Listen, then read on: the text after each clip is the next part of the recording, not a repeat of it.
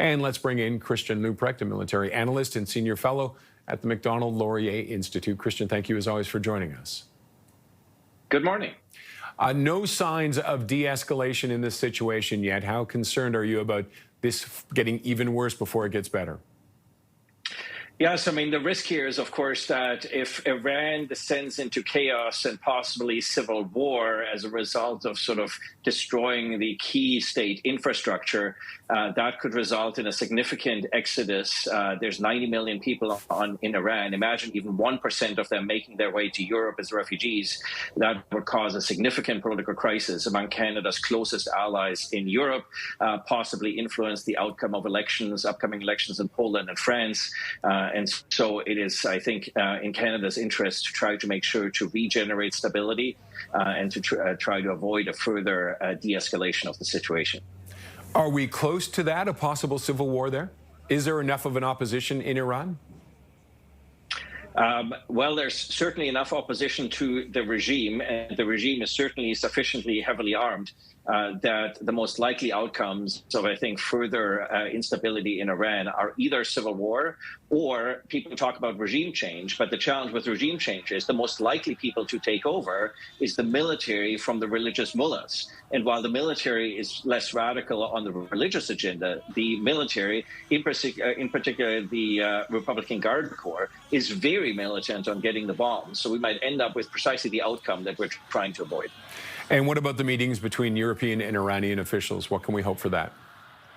Yeah, so I think this is about trying to get out of this solipsistic discourse that we have from the United States and Israel, that you either have to be for or against the strategies that Israel and the U.S. are deploying.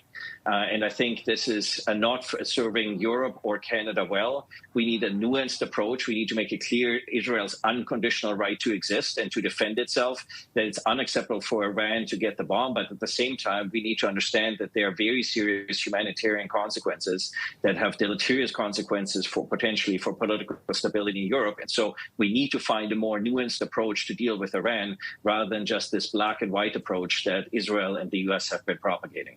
Now, Trump has talked about a 2-week back off. Should we be concerned about the U.S. getting involved, or do they want to stay away from this?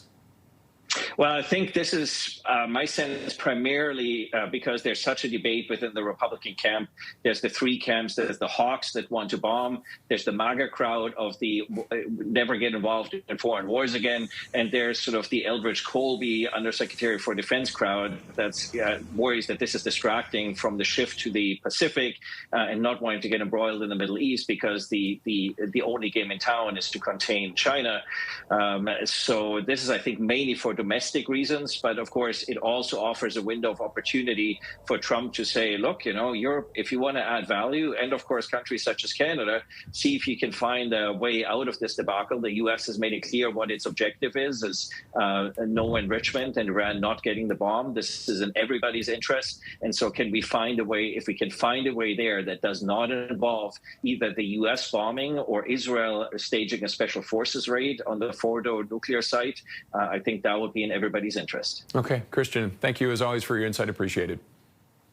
My pleasure. Thank you.